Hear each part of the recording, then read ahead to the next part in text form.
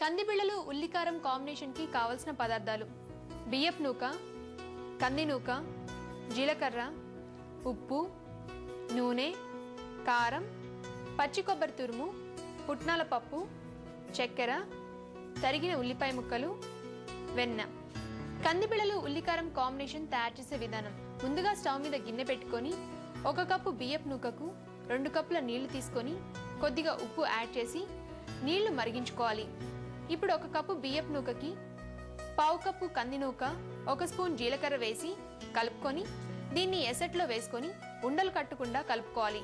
నీళ్లంతా బాగా ఇంకిపోయిన తర్వాత stove off చేసుకొని చల్లార్చుకోవాలి. ఇలా చల్లారిన మిశ్రమాన్ని చిన్న చిన్న బిళ్ళలుగా ఒత్తుకొని కాగిన నూనెలో వేసి డీప్ ఫ్రై చేసుకోవాలి.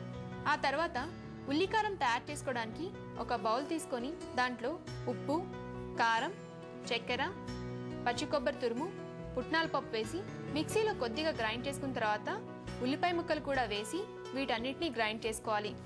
తయారైన కందిబిళ్ళల్ని ఒక ప్లేట్లోకి తీసుకొని గ్రైండ్ చేసుకున్న ఈ ఉల్లికారానికి కొద్దిగా వెన్న యాడ్ చేసుకొని కందిబిళ్ళలతో సర్వ్ చేసుకోవాలి. అంతే, ఎంతో రుచిగా ఉండే కందిబిళ్ళలు ఉల్లికారం కాంబినేషన్ తయారు.